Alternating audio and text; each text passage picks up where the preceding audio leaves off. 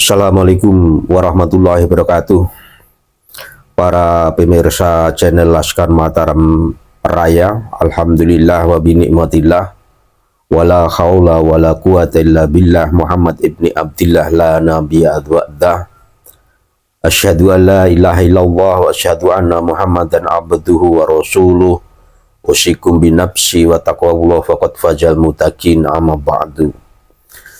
Para pemirsa semua, selamat berjumpa lagi dengan saya Mbah Hukit Harto Diprojo yang sekian lama absen, tidak unggah video karena padatnya jadwal real di lapangan dan ada beberapa hal yang menjadi pertimbangan Mbah Hukit untuk sementara waktu tidak aktif di dunia YouTube karena fokus di dalam perjuangan real di lapangan. Dan alhamdulillah di hari yang bahagia ini, hari Kamis di bulan Januari, Mbah Hukit insya Allah akan mulai aktif lagi untuk bersama Anda, menemani Anda semua para pemirsa channel Laskar Mataram Raya untuk berbagi pengetahuan, berbagi hal-hal yang mungkin bermanfaat bagi Mbah Hukit sendiri dan bagi pemirsa semua. Dan selalu Mbah Hukit panjatkan pada Allah Subhanahu wa Ta'ala, mudah-mudahan setiap perjumpaan kita membawa keberkahan bagi kita semua. Keberkahan bagi keluarga kita semua. Keberkahan bagi perjuangan kita semua untuk kenusantaraan, untuk keindonesiaan, untuk marwah leluhur bangsa kita, untuk marwah leluhur Nusantara, untuk kejayaan negara Republik Indonesia yang pada sesungguhnya secara de facto telah diikrarkan menjadi bangsa yang merdeka. Tapi pada kenyataannya ada beberapa hal, ada beberapa bidang yang faktanya negara Republik Indonesia belum berada dalam keadaan yang benar-benar merdeka, dalam arti kita mempunyai kebebasan secara pribadi, kebebasan secara golongan, kebebasan secara kebangsaan untuk menentukan langkah, nasib, gerak kehidupan kita sendiri sebagai sebuah bangsa dalam segala bidang. Faktanya negara kita Republik Indonesia masih berada di dalam penjajahan yang secara kita tidak sadari telah mengekang kemerdekaan, telah mengekang kehidupan kita bersama. Baik dari penjajahan secara ekonomi, perekonomian kita dikuasai oleh orang-orang kapitalis. Maka untuk itu kita harus bangkit sebagai sebuah bangsa, membangun perekonomian. Kalau menurut Mbah Hukit, perekonomian yang kuat adalah kemandirian perekonomian rakyat yang berbasis kepada pertanian yang didukung oleh industri yang kuat. Karena kebanyakan negara kita itu adalah daerah agraris dan kebanyakan mayoritas adalah kaum petani. Sesungguhnya ini sebuah keberuntungan bagi kita semua karena manusia itu membutuhkan pangan dan Nusantara adalah lahan untuk menghasilkan pangan bagi seluruh manusia yang ada di dunia ini. Maka seharusnya Indonesia adalah menjadi gudang pangan yang mencukupi kebutuhan daripada manusia yang ada di dunia ini. Ini adalah sumber modal yang utama muda kebanggaan bagi bangsa Indonesia yang mayoritas petani, yang didukung oleh lahan yang luas, belum juga lautan yang luas menghasilkan perikanan. Tapi ini diperlukan tata kelola dan kebijaksanaan daripada pemangku kekuasaan. Dan saya berharap Bapak Prabowo Subianto pada saat ini lebih menguatkan kepada ketahanan pangan di dalam masyarakatnya. Kalau bisa, bahkan Nusantara adalah gudang pangan bagi seluruh Indonesia. Karena hal itu memungkinkan bagi kita semua untuk mencukupi pangan seluruh Indonesia. Karena lahan Indonesia adalah lahan yang luas. Hanya perlu kebijaksanaan daripada pemerintahan untuk memperkuat di bidang pertanian lagi. Jangan lagi terjadi negara agraris tapi kita importir beras. Jangan lagi terjadi kita negara agraris yang luas tanahnya dan sumber daya manusianya, tapi kita untuk memenuhi untuk memenuhi kedelai bagi para pengrajin-pengrajin tempe, pengrajin tahu. Padahal tempe dan tahu itu adalah salah satu ciri khas dari khas makanan Indonesia. Masa ciri khas makanan Indonesia bahan pokoknya dicukupi dengan impor, sementara lahan yang luas terbengkalai, tidak terurus karena kebijaksanaan yang keliru saat menata kebijaksanaan pertanian. Dan ini tidak boleh dibiarkan. Maka kita dukung apa yang menjadi program Bapak Prabowo, bahwa Nusantara adalah memperkuat kebijaksanaan kemandirian pangan Nusantara. Karena itu sesuatu yang tidak mustahil, karena memungkinkan bahwa Nusantara ini adalah negeri yang gemah ripah loh jinawi dengan sumber daya alam yang begitu melimpah. Hanya perlu tata kelola yang benar dan sungguh-sungguh demi kepentingan bangsa Nusantara beserta rakyat-rakyatnya. Kami selalu mendukung kepada kebijaksanaan Bapak Prabowo yang mencanangkan program penguatan pangan, kemandirian pangan bagi seluruh warga Nusantara ini. Untuk itu kami anjurkan kepada rakyat seluruh Indonesia, mari kita bangkit bersama untuk merdeka. Tidak lagi kita dalam bidang perekonomian, apalagi bidang pangan, kita tergantung kepada luar negeri, kita impor. Dan kami ingatkan kepada para pemangku kebijaksanaan, jangan lagi suka mengandalkan impor dengan mengorbankan petani-petani yang ada di kampung-kampung, sehingga beras, gabah murah, kedelai murah saat petani kampung menanam karena kebijaksanaan impor. Dan saya tahu kenapa pejabat-pejabat lebih memilih kebijaksanaan impor, karena di dalam impor ada fulus. Tapi kalau kebijaksanaan memperkuat pangan, pejabat harus mengeluarkan fulus untuk membina petani-petani di seluruh Nusantara. Tapi kalau kebijaksanaan impor, pejabat-pejabat akan mendapat fee dari para importir-importir yang culas, yang tidak memperhatikan daripada rakyat-rakyat kecil, petani-petani kecil. Sehingga saat petani panen, harga selalu murah. Apalagi sudah petani panen, importir membanjiri, barang-barang impor pertanian membanjiri Nusantara ini. Ini kebijaksanaan yang meski dikoreksi. Dan saya, Bahokit, salah satu daripada unsur Laskar Mataram Raya, menganjurkan dan memohon kepada Pak Prabowo dalam bidang pertanian ini perlu digarap secara serius untuk kemandirian pangan seperti yang dicanangkan Bapak Presiden Prabowo Subianto. Untuk itu kita sebagai rakyat Indonesia, kita dukung akan petani-petani makmur. Kalau petani makmur, maka Indonesia makmur. Ketahanan pangan, kemandirian pangan itu adalah penting bagi sebuah bangsa yang ingin memperoleh kejayaan di dalam bangsanya.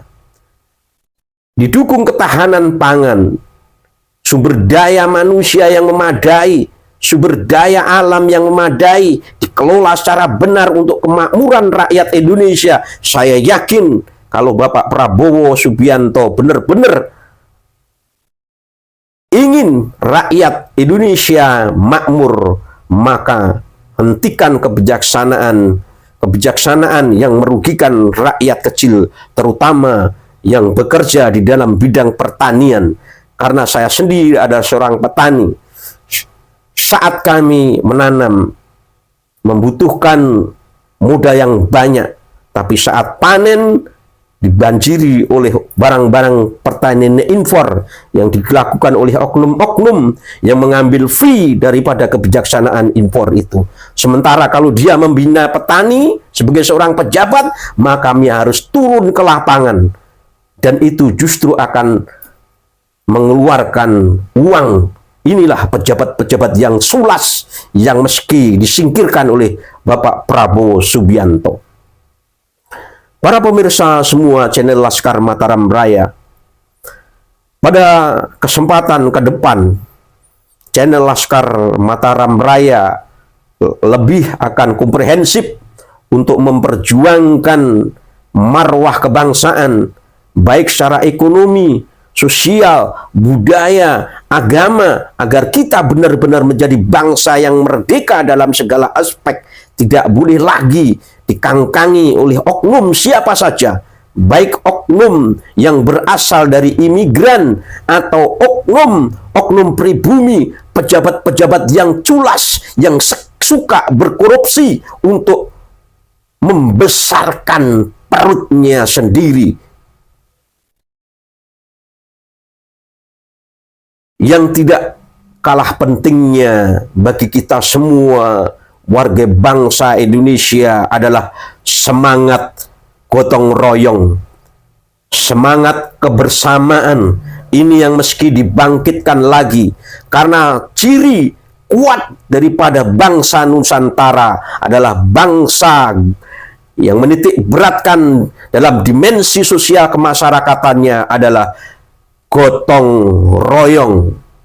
Itu yang mesti dipikirkan oleh Bapak Prabowo Subianto. Rakyat dibangkitkan lagi semangat untuk gotong royong, saling membantu di antara masyarakat, sehingga terjadi kekuatan spirit yang tidak bisa diremehkan, karena masyarakat mempunyai kekuatannya sendiri menjalin kerukunan bersama dalam segala aspek kehidupan sosialnya, selalu menekankan gotong royong. Itu yang tidak kalah pentingnya lagi bagi pemerintah untuk menghidupkan lagi semangat gotong royong di dalam kehidupan sosial kemasyarakatannya. Di bidang keagamaan, pemerintah harus sikap tegas untuk memberantas aliran-aliran sesat,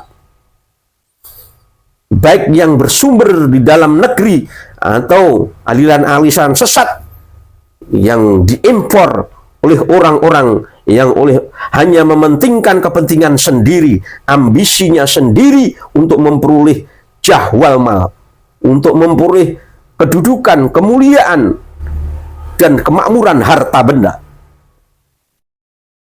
Pemerintah harus bersikap tegas dalam hal ini. Bukan berarti mengatur hak asasi beragama, tapi mengatur bagaimana cara beragama itu berjalan dengan baik sesuai dengan aturan yang ditetapkan oleh Allah dan Rasulnya Shallallahu Alaihi Wasallam. Tidak ada lagi dikotori oleh paham-paham yang menimbulkan kesesatan, paham-paham yang menimbulkan kekacauan untuk NKRI. Sebut saja misalnya paham yang dikembangkan oleh Wahabi yang menafikan budaya-budaya Nusantara. Ini meski diwaspadai oleh pemerintah agar tidak timbul hal-hal yang tidak diinginkan, terjadi destruktif di antara masyarakat, merasa terjajah budayanya oleh datangnya paham Wahabi. yang menafikan semua budaya-budaya, yang sebenarnya Wahabi itu adalah sebenarnya seperti kita semua ketahui adalah paham yang diciptakan oleh Yahudi. Demikian juga yang lagi rame saat ini, Wahabi bahaya bagi kegotong royongan kebinekaan Nusantara. Wahabi bahaya. Maka Wahabi yang ada di Nusantara harus diwarnai kenusantaraan, dan ini adalah tugas negara dalam kebijaksanaannya untuk mengontrol agar orang-orang masyarakat memperoleh ketenangan di dalam melaksanakan keyakinan keagamaannya, keyakinan kerohaniannya. Tidak boleh satu paham destruktif terhadap paham yang lain. Maka di sinilah peran negara, bukan berarti ikut campur atau intervensi di dalam sebuah keyakinan, tapi negara menjamin agar orang-orang yang menjalankan keyakinan itu tenang, tidak lagi ada kekhawatiran terhadap apa yang diyakini, bahwa yang diyakini itu memang benar-benar mendapat jaminan atas keasliannya, mendapat jaminan tidak paham yang mengandung kesesatan dan lain sebagainya. Semacam yang kita ketahui bahwa Wahabi sering mendiskreditkan budaya-budaya Nusantara. Bahkan Wahabi yang kasar sering berlaku destruktif terhadap upacara-upacara budaya Nusantara. Ini tidak boleh dibiarkan. Ini adalah tugas pemerintah.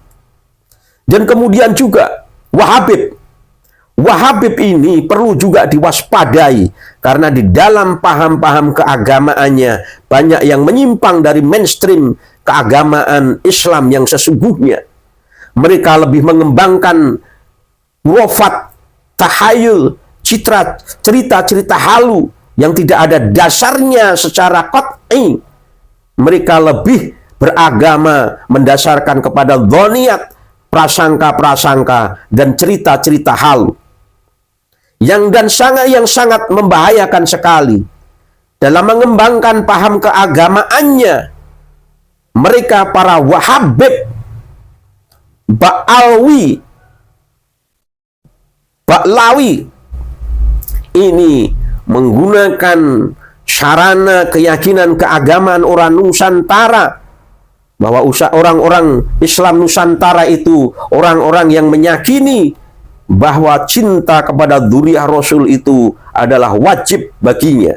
Maka orang-orang Ba'lawi menggunakan kesempatan ini, mereka menisbatkan dirinya sebagai dzurriyyah Rasul, sehingga orang-orang Islam Nusantara merasa terkangkangi, bahkan bisa dikangkangi dengan leluasa oleh golongan Ba'lawi ini.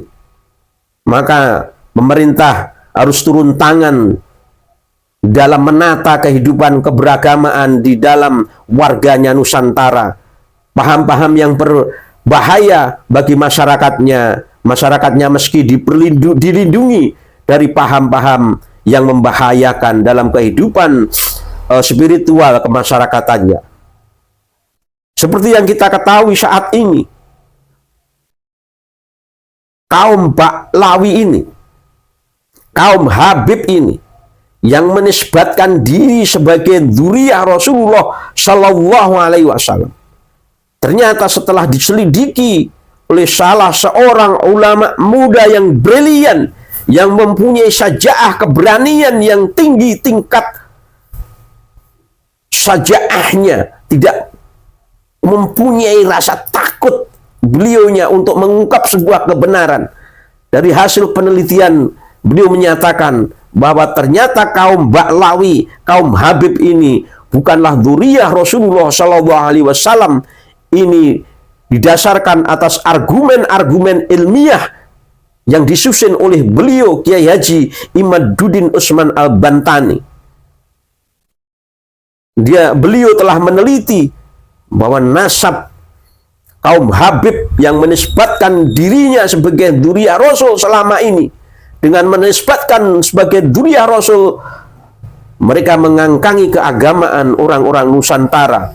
Bahkan lebih parahnya, mereka mengkapitalisasi atas keyakinan warga bangsa Nusantara yang meyakini bahwa mencintai dzurriyyah Rasul itu adalah wajib baginya. Karena wajib mencintai dzurriyyah Rasul, kaum-kaum Baklawi ini menggunakan kesempatan ini untuk mengkapitalisasi, mengambil keuntungan jah dan mal, kemuliaan, dan harta benda dari warga masyarakat Islam Nusantara, terutama khususnya bagi warga Nahdlatul Ulama. Ini tidak boleh dibiarkan, karena ini sudah nyata dan terbukti secara akurat dan ilmiah bahwa mereka adalah orang pembohong besar. Mereka bukanlah keturunan Rasulullah Shallallahu Alaihi Wasallam. Bahkan dalam penelitiannya, mereka adalah kaum Yahudi Ashkenazi. Siapa Yahudi Ashkenazi itu? Adalah Yahudi yang menyerobot warga Yahudi yang asli keturunan Ishak.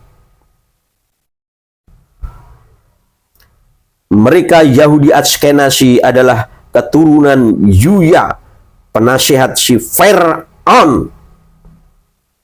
Mereka adalah bangsa Yahudi. Ini bukan omong kosong, karena telah diselidiki secara genetika, ilmu DNA, bahwa DNA para Habib ini sama dengan DNA orang Yahudi, yaitu mempunyai haplogrup G. Dari mereka sama-sama plat G, mereka Yahudi, maka tidak boleh lagi mereka menisbatkan diri sebagai dzurriyyah Rasulullah Shallallahu Alaihi Wasallam dan mengambil keuntungan dengan penisbatan itu, yaitu mengkapitalisasi keyakinan keagamaan warga Nusantara, terutama warga-warga Nahdien. Maka disinilah pemerintah harus tulus tangan. Pemerintah jangan takut mengambil sikap, karena negara-negara lain dalam urusan ini juga mengambil sikap yang tegas. Misalnya saja Saudi Arabia, barang siapa berani mengaku sebagai keturunan Rasulullah Shallallahu Alaihi Wasallam harus memenuhi syarat-syarat yang ditentukan oleh pemerintah. Ini untuk menjamin keamanan, kenyamanan, ketentraman dari pengikut-pengikut Rasulullah Shallallahu Alaihi Wasallam. Jangan sampai ada orang-orang yang menisbatkan diri sebagai dzurriyyah Rasul, tapi ternyata palsu. Dan hal ini sudah terjadi berkali-kali. Bukan hanya ini saja. Dulu Bani Fatimiyah yang menisbatkan diri sebagai dzurriyyah Rasulullah dan berhasil mendirikan sebuah mamlakah, sebuah kerajaan Bani Fatimiyah yang pada akhirnya dihancurkan oleh Salahuddin Al-Ayyubi.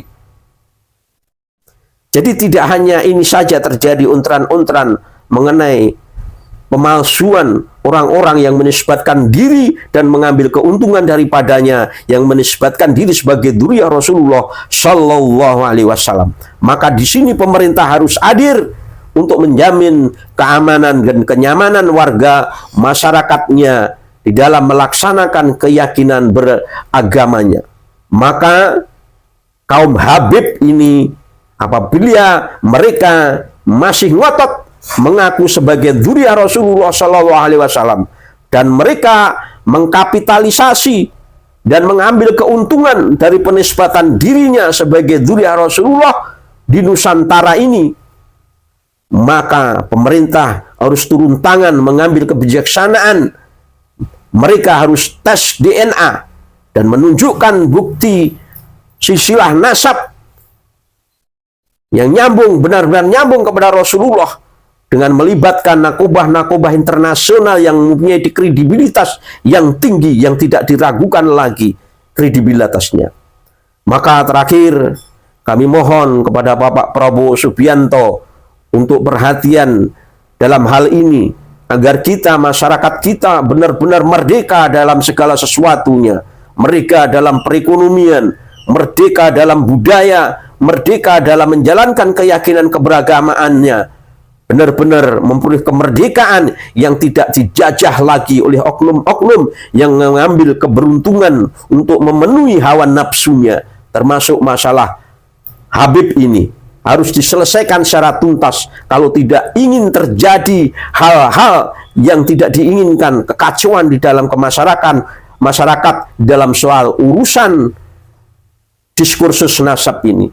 Terakhir saya katakan bahwa sesungguhnya masalah nasab ini bukanlah masalah khilafiyah. Ini adalah masalah qat'i. Kalau masalah qat'i, maka harus ditetapkan hukumnya secara jelas. Ini bukan khilafiyah.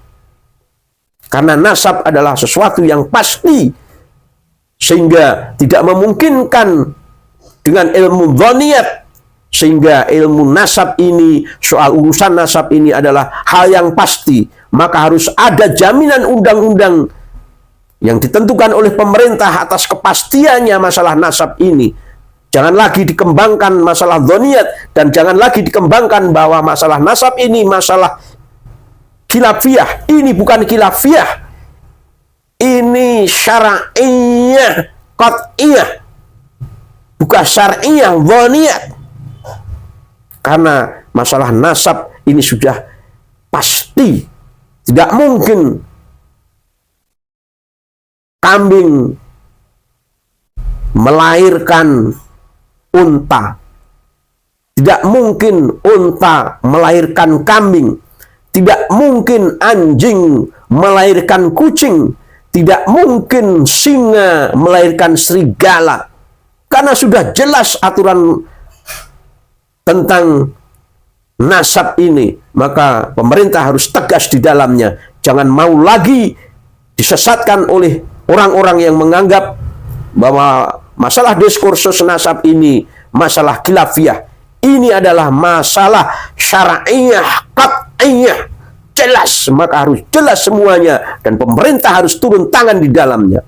Demikian saja awal perjumpaan kami dalam tahun baru 2025 ini. Mudah-mudahan ini adalah tahun mulai bangkitnya warga Nusantara untuk benar-benar memperoleh kemerdekaan yang sejati, kemerdekaan zahir, kemerdekaan batin bagi seluruh rakyat Indonesia, untuk menghantarkan kepada kemakmuran baldatun thayyibatun warabun ghafur. Akhir salam, wallahu muwaffiq ila mitharik. Assalamualaikum warahmatullahi wabarakatuh. Salam NKRI, salam Pancasila, salam Joyo, Joyo Nusantara, ngamboro ing saindenging jagat raya. Merdeka!